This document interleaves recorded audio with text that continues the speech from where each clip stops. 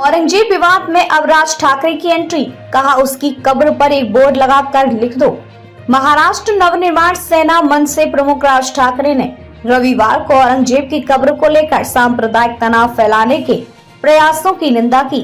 उन्होंने कहा कि इतिहास को जाति और धर्म के चश्मे से नहीं देखा जाना चाहिए।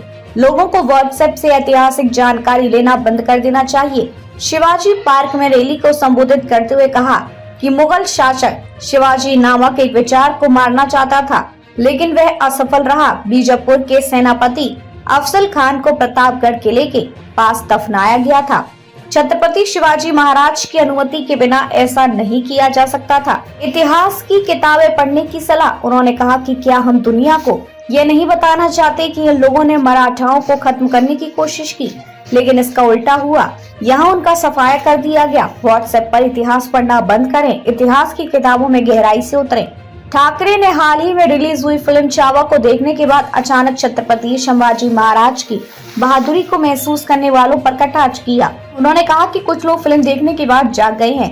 फिल्म के सिनेमाघरों से उतरते ही उनका हिंदुत्व खत्म हो जाएगा। कब्र पर बोर्ड लगाने का सुझाव। राज ठाकरे ने सुझाव दिया कि औरंगजेब की कब्र के आसपास की सभी संरचनाओं को हटा दिया जाना चाहिए और उस जगह पर केवल एक बोर्ड छोड़ा जाना चाहिए जिस पर लिखा हो, जिसने मराठाओं को नष्ट करने की कोशिश की उसे यहीं दफनाया गया है। उन्होंने मराठा इतिहास के बारे में युवा पीढ़ी को शिक्षित करने के लिए उस जगह पर स्कूली यात्राएं आयोजित करने का भी प्रस्ताव रखा। धर्म के नाम पर नदियों के प्रदूषण की आलोचना करते हुए ठाकरे ने कहा, कुंभ मेले के दौरान गंगा में डुबकी लगाने के बाद लाखों लोग बीमार पड़ गए। ये नदी या पवित्र आयोजन का अपमान करने के बारे में नहीं है, बल्कि पानी की गुणवत्ता से जुड़ी गंभीर चिंताओं को संबोधित करने के बारे में है। मराठी के लिए एकजुट होने की अपील।